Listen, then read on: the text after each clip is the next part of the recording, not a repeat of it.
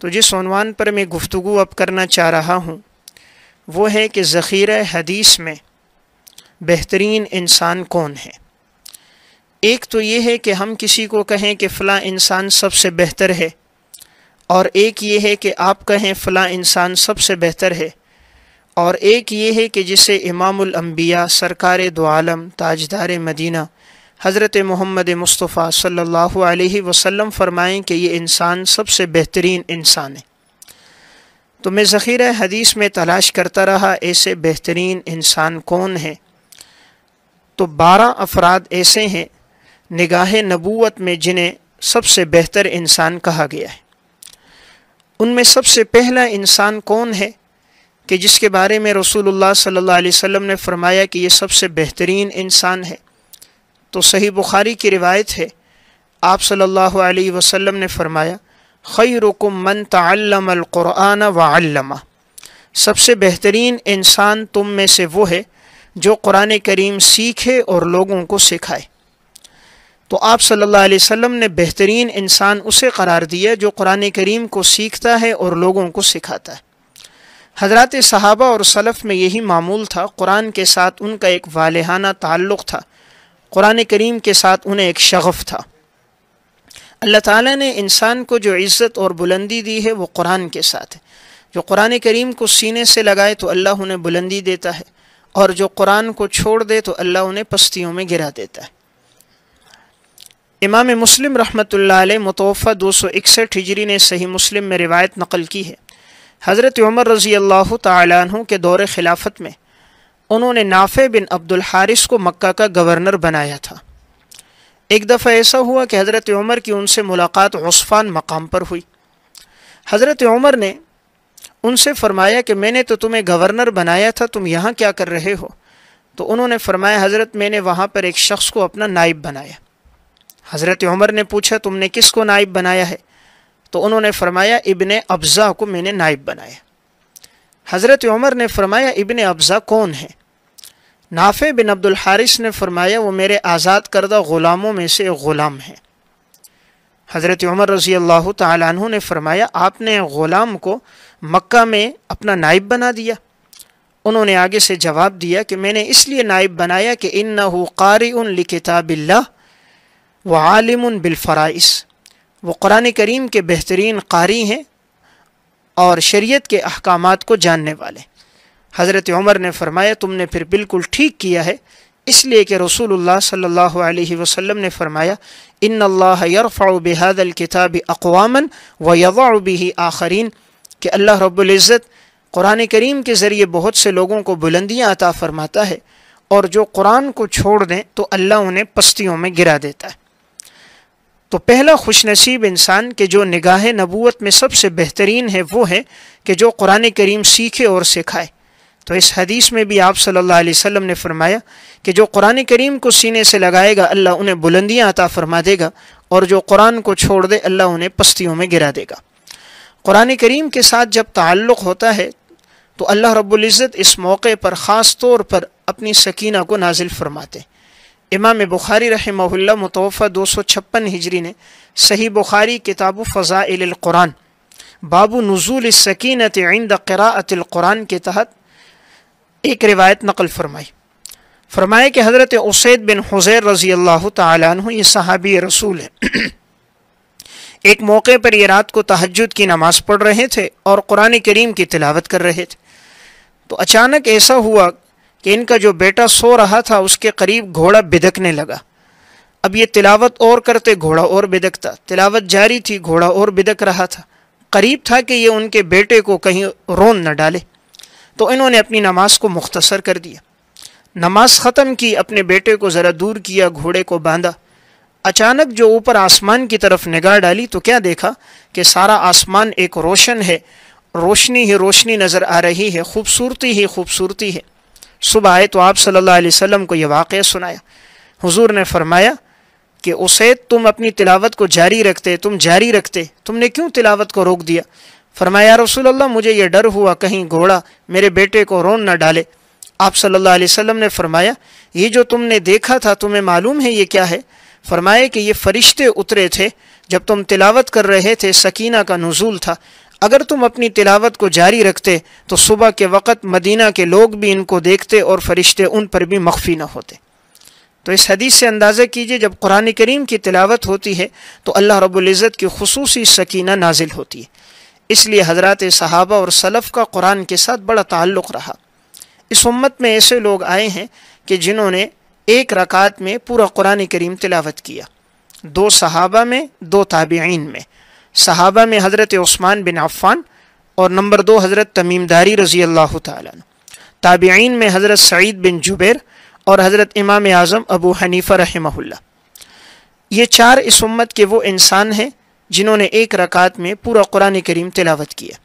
حضرت عثمان بن عفان رضی اللہ تعالیٰ عنہ کا واقعہ امام ابو نعیم اصفہانی متوفہ 430 ہجری کی کتاب ہے معرفت الصحابہ، اس میں انہوں نے حضرت عثمان بن عفان کے ترجمے میں یہ واقعہ لکھا کہ عثمان بن عبد الرحمن تیمی فرماتے ہیں میں مسجد حرام میں داخل ہوا، حضرت عثمان میرے آگے آگے تھے، میں ان کے پیچھے تھا، یہاں تک کہ چلتے چلتے مقام ابراہیم کے پاس پہنچے تو میں نے بھی ان کی اقتداء میں نیت باندھ لی۔ کہتے ہیں میں سن رہا تھا، انہوں نے الف لام میم سے قرآن شروع کیا اور ایک رکعت میں والناس پر قرآن مکمل کر دیا۔ حضرت تمیم داری رضی اللہ تعالیٰ عنہ کا واقعہ علامہ شمس الدین ذہبی رحمۃ اللہ علیہ متوفہ 748 ہجری کی کتاب ہے سیر و اعلام النبلاء، اس میں حضرت تمیم داری کے حالات میں انہوں نے لکھا کہ یہ سمت کے وہ انسان ہے کہ جنہوں نے ایک رکعت میں پورا قرآن کریم تلاوت کیا۔ حضرت امام اعظم ابو حنیفہ رحمہ اللہ متوفہ 150 ہجری کا واقعہ علامہ سیمری رحمہ اللہ نے اخبار ابی حنیفہ و اصحابہ میں، اور امام مزی رحمۃ اللہ علیہ متوفہ 742 ہجری نے تہذیب الکمال و اسماء الرجال میں نقل کیا کہ انہوں نے ایک رکعت میں پورا قرآن کریم تلاوت کیا۔ چوتھے اس امت کے انسان حضرت سعید بن جبیر رحمہ اللہ ہیں جنہوں نے ایک رکعت میں پورا قرآن پڑھا۔ ان کا واقعہ علامہ شمس الدین ذہبی متوفہ 748 ہجری نے اپنی کتاب تذکرۃ الحفاظ میں، اور اسی طرح امام مزی نے تہذیب الکمال فی اسماء الرجال میں نقل کیا۔ تو اس امت کا قرآن کے ساتھ ایسا والہانہ تعلق رہا کہ انہوں نے ایک رکعت میں پورا قرآن تلاوت کیا۔ اس امت میں ایسے لوگ بھی آئے کہ جو صبح تلاوت شروع کرتے تھے اور شام ان کا قرآن مکمل ہو جاتا تھا۔ امیر المومنین فی الحدیث امام بخاری رحمہ اللہ متوفہ 256 ہجری، ان کا واقعہ حافظ ابن حجر عسقلانی متوفہ 852 ہجری کی کتاب ہے ہدی الساری فی مقدمۃ فتح الباری، اس میں انہوں نے لکھا کہ امام بخاری رحمہ اللہ کا رمضان المبارک میں معمول تھا سحری کے بعد تلاوت شروع کرتے تھے اور افطاری تک آپ کا ایک قرآن مکمل ہو جاتا تھا۔ تو اس امت کا قرآن کے ساتھ بڑا والہانہ تعلق رہا کہ قرآن کریم کی تلاوت اتنی کثرت کے ساتھ کرتے تھے۔ امام وکیع بن جراح رحمہ اللہ، ان کا واقعہ علامہ ابن جوزی رحمہ اللہ متوفہ 597 ہجری نے اپنی کتاب صفت الصفوہ میں نقل کیا۔ فرماتے ہیں یہ ایک دن میں ایک قرآن کریم تلاوت کیا کرتے تھے۔ تو آپ صلی اللہ علیہ وسلم نے بہترین انسان کس کو قرار دیا؟ خیرکم من تعلم القرآن وعلمہ، جو قرآن کریم سیکھے اور سکھائے، قرآن کریم کی تلاوت کرے، قرآن کریم لوگوں کو سکھائے۔ آپ نے فرمایا یہ اس امت کا بہترین انسان ہے۔ اس لیے ہمیں اس پر خوشی ہونی چاہیے کہ ہماری اولاد قرآن سے وابستہ ہو جائے، قرآن سیکھ لے۔ علامہ ابن حجر ہیثمی رحمۃ اللہ علیہ متوفہ 973 ہجری کی کتاب ہے الخیرات الحسان فی مناقب امام الاعظم ابی حنیفہ النعمان، اس میں انہوں نے واقعہ ذکر کیا۔ فرماتے ہیں کہ امام اعظم ابو حنیفہ کے بیٹے حماد تھے، جب انہوں نے سورہ فاتحہ پوری پڑھ لی تو یہ آئے اپنے والد صاحب کو سورہ فاتحہ سنائی۔ امام ابو حنیفہ بڑے خوش ہو گئے اور خوشی میں 1000 درہم انہیں دیے کہ جاؤ اپنے استاد محترم کو دے کر آؤ۔ ان کے صاحبزادے یہ لے کر گئے اور استاد کو دیا۔ استاد نے جب اتنا بڑا ہدیہ دیکھا تو وہ حیرت میں پڑ گئے کہ شاید یہ بچہ کہیں والد کی اجازت کے بغیر گھر سے اٹھا کر تو نہیں لے آیا۔ تو وہ آئے امام اعظم ابو حنیفہ کے پاس، کہا کہ یہ اتنا بڑا ہدیہ لے کر آیا ہے، میں سمجھا کہیں بغیر اجازت کے نہ لایا ہو۔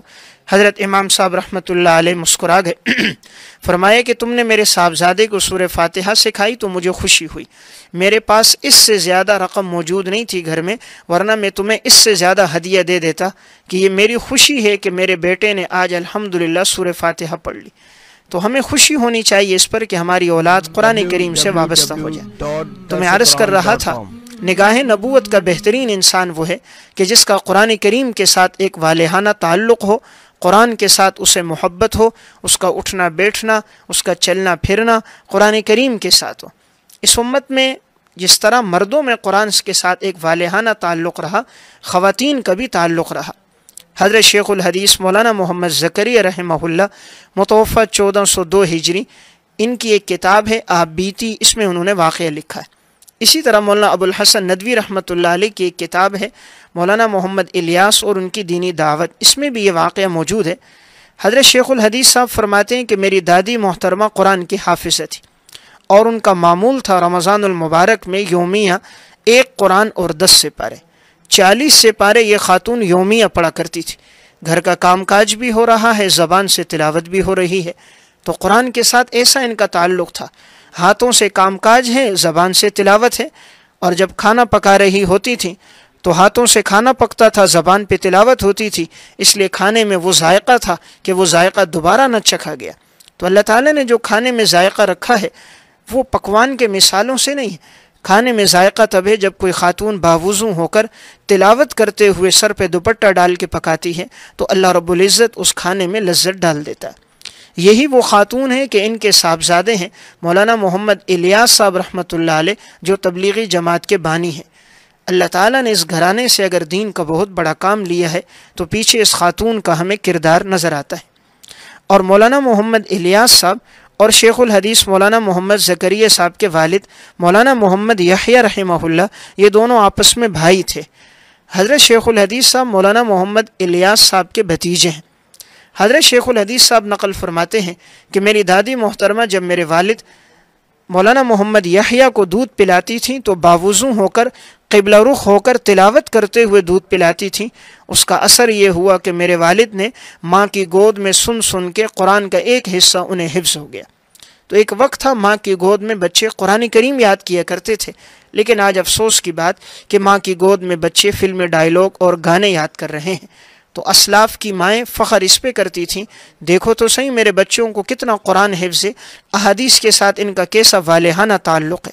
تو میں عرض کر رہا تھا، نگاہ نبوت کا پہلا بہترین انسان وہ ہے کہ جو قرآن کریم کو سیکھے اور لوگوں کو سکھائے، قرآن کے ساتھ اس کا تعلق ہو۔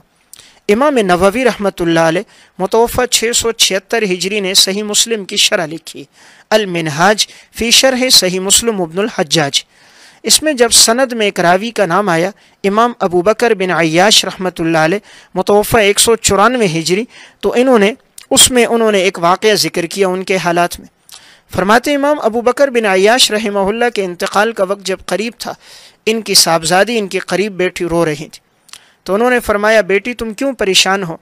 کہا ابا جان بظاہر یہ لگتا ہے شاید آپ کے دنیا سے جانے کا وقت ہو تو میں آپ کے غم میں اداس ہوں، آخر کے مراحل کو سوچتی ہوں، قبر کے مراحل کو سوچتی ہوں تو پریشان ہو جاتی ہوں۔ تو انہوں نے اپنی بیٹی کو تسلی دی، فرمایا بیٹی امید ہے اللہ تمہارے والد پہ رحم کرے گا، اس لیے کہ اس کمرے میں 30 سال سے میرا معمول ہے کہ میں روزانہ ایک قرآن کریم تلاوت کرتا ہوں۔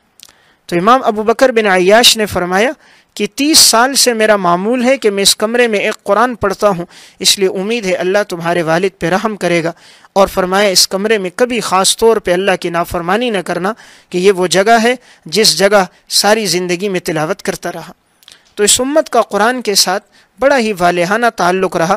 قرآن کریم کی تلاوت وہ لوگ کثرت کے ساتھ کرتے رہے، ان کا اٹھنا بیٹھنا، ان کا چلنا پھرنا قرآن کی تلاوت میں ہوتا تھا۔ تو بہترین انسان نگاہ نبوت میں جو ہے سب سے پہلا خیرکم من تعلم القرآن وعلمہ، جو قرآن کریم سیکھے اور سکھائے۔ اسی لیے کبھی بھی انسان مسجد کے امام کو، ناظرہ پڑھانے والے استاد کو، حفظ پڑھانے والے استاد کو حقیر نہ سمجھے، اس لیے کہ اللہ نے انہیں دین سے جوڑا ہے، وہ قرآن پڑھا رہے ہیں، اللہ کی کتاب پڑھا رہے ہیں، وہ بہترین انسان ہیں۔ نگاہ نبوت میں انہیں بہترین کہا گیا ہے، تو اللہ نے انہیں قرآن کریم کی خدمت کے لیے منتخب فرمایا، یہ اللہ کی طرف سے۔ اور جب کسی انسان کو قرآن سے محبت اور تعلق ہو تو دنیا سے جانے کے بعد بھی یہ قرآن کا ساتھ اس کے ساتھ رہتا ہے، اور قرآن سے یہ تعلق قبر میں بھی رہتا ہے۔ علامہ یافعی رحمۃ اللہ علیہ کی کتاب ہے روض الریاحین فی حکایات الصالحین، اس میں انہوں نے ایک واقعہ نقل فرمایا. فرماتے ہیں کہ ایک موقع پر ایک شخص کے لیے قبر کھودی جا رہی تھی. قبر کھودتے کھودتے اچانک ایک اینٹ دوسری قبر کی گر گئی. تو جب اس میں نگاہ ڈالی تو کیا دیکھا کہ ایک شخص قبر میں بیٹھا ہے اور قرآن کریم کی تلاوت کر رہا ہے. علامہ یافعی لکھتے ہیں اس کی گود میں جو قرآن ہے وہ مصحف سونے کا ہے. تو اس نے یوں اچانک اوپر نگاہ ڈالی اور کہا کہ یہ اینٹ اپنی جگہ رکھ دو، کہیں قیامت قائم ہوئی؟ یہ کہا نہیں. کہا پھر اینٹ کو اپنی جگہ رکھ دو. انہوں نے اینٹ کو اپنی جگہ رکھ دیا. تو قرآن کے ساتھ زندگی میں ایک تعلق تھا، تو اللہ تعالیٰ نے موت کے بعد بھی ان کا تعلق قرآن کے ساتھ باقی رکھا. تو میں عرض کر رہا تھا نگاہ نبوت کا بہترین انسان وہ ہوگا جس کا تعلق قرآن سے ہوگا. اس لیے ہمیں اس بارے میں خوب کوشش کرنی چاہیے جتنی کثرت سے ہو سکے تلاوت ہو، قرآن سے تعلق ہو، قرآن کریم کے تراجم، قرآن کی تفاسیر کا مطالعہ ہو، قرآن کریم پڑھنا پڑھانا ہو، تو ہم بھی بہترین انسانوں کی لسٹ میں شامل ہو جائیں گے کہ جنہیں آپ صلی اللہ علیہ وسلم نے سب سے بہترین انسان قرار دیا ہے. امام قرطبی رحمۃ اللہ علیہ متوفہ 671 ہجری نے تفسیر قرطبی میں ایک واقعہ نقل فرمایا. مامون الرشید کا دور خلافت تھا. مامون ہر سال اپنے دور کے علماء کو بھی جمع کرتا تھا. اس میں یہودی بھی جمع ہوتے اور نصارہ کے علماء بھی جمع ہوتے، مسلمانوں کے علماء بھی جمع ہوتے، مذاکرہ ہوتا، بحث مباحثہ چلتی تھی.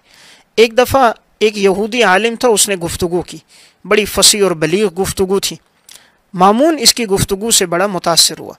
مامون الرشید نے اسے اسلام کی دعوت دی، لیکن وہ اس موقع پر مسلمان نہ ہوا. آئندہ سال جب دوبارہ وہ آیا تو اب کیا دیکھا کہ وہ شخص مسلمان ہے اور اسلام کی حقانیت پر گفتگو کر رہا ہے اور قرآن کریم کا تذکرہ کر رہا ہے، قرآن کی فصاحت اور بلاغت پہ بات ہو رہی. مامون بڑا متاثر ہوا کہ یہ شخص تو پہلے مسلمان نہیں تھا، اچانک اس کی زندگی کیسے پلٹ گئی. مامون الرشید نے اسے بلایا، پوچھا گزشتہ سال تو آپ مسلمان نہیں تھے، آخر آپ کے ایمان لانے کا سبب کیا بنا؟ انہوں نے اپنا واقعہ سنایا. کہا میں جس طرح یہود کا ایک بڑا عالم ہوں اسی طرح میں کاتب بھی ہوں، اپنے ہاتھ سے لکھتا ہوں. تو میں نے یہ دیکھنے کے لیے کہ کون سی کتاب صحیح ہے اور اپنی اصلی حالت پر موجود ہے، تو میں نے سب سے پہلے تورات کے 2 نسخے لکھے اپنے ہاتھوں سے، اور میں نے کئی جگہ پر کمی بیشی کر دی، اضافات کر دیے. اور پھر جب میں لے کر یہود کے علماء کے پاس گیا تو انہوں نے ہاتھوں ہاتھ مجھ سے لے لیے. کسی نے مجھ سے نہیں کہا کہ اس میں یہ کمی بیشی ہوئی. میں نے ظاہر میں اسے بڑا خوبصورت اور منقش بنایا تھا. تو میں سمجھ گیا کہ اس کتاب میں تحریف ہوئی ہے، ورنہ یہ لوگ مجھے بتا دیتے کہ اس مقام پر آپ نے کمی بیشی کی. کہتے ہیں پھر میں نے انجیل کے 2 نسخے لیے اور میں نے اس میں بھی کمی بیشی کی، لیکن ظاہر میں نے اس کو بڑا منقش بنا دیا. جب میں نصارہ کے علماء کے پاس لے کر گیا تو بڑے متاثر ہوئے، ظاہری حسن و جمال کو دیکھا اور مہنگے داموں میں مجھ سے یہ نسخے انہوں نے لے لیے. پھر میں نے یہ دیکھنے کے لیے کہ آیا قرآن اپنی اصلی حالت پر موجود ہے یا نہیں، تو میں نے قرآن کے 2 نسخے لیے اور چند مقامات پر میں نے اس میں بھی کمی بیشی کر دی. پھر جب میں مسلمان علماء کے پاس لے کر گیا تو انہوں نے مجھ سے 3 دن کا وقت مانگا کہ ہم اس 3 دن میں اسے پڑھ لیں گے، پڑھنے کے بعد پھر ہم آپ کو بتائیں گے اور پھر آپ کو ہدیہ دے کر ہم آپ سے یہ قرآن کریم لیں گے. کہتے ہیں 3 دن کا جو مجھے ٹائم دیا گیا، 3 دن بعد میں جب گیا تو جس مقام پر میں نے اضافہ کیا تھا، کمی کی تھی، جہاں پر بھی کوئی کمی بیشی تھی، انہوں نے ان تمام جگہوں کی نشاندہی کر دی اور مجھے بتا دیا اس مقام پر آپ سے غلطی ہوئی ہے، لکھنے والے نے اس جگہ پر اضافہ کیا ہے، اس جگہ پر کمی کی. تو کہتے ہیں میں سمجھ گیا کہ قرآن اپنی اصلی حالت پر موجود ہے. یہی واقعہ ان کے ہدایت کا اور ایمان لانے کا ذریعہ بن گیا. تو میں عرض کر رہا تھا کہ قرآن کریم کے ساتھ جس انسان کو تعلق ہوتا ہے یہ تعلق دنیا میں باقی بھی رہتا ہے اور انسان کے ساتھ موت تک یہ تعلق باقی رہتا ہے.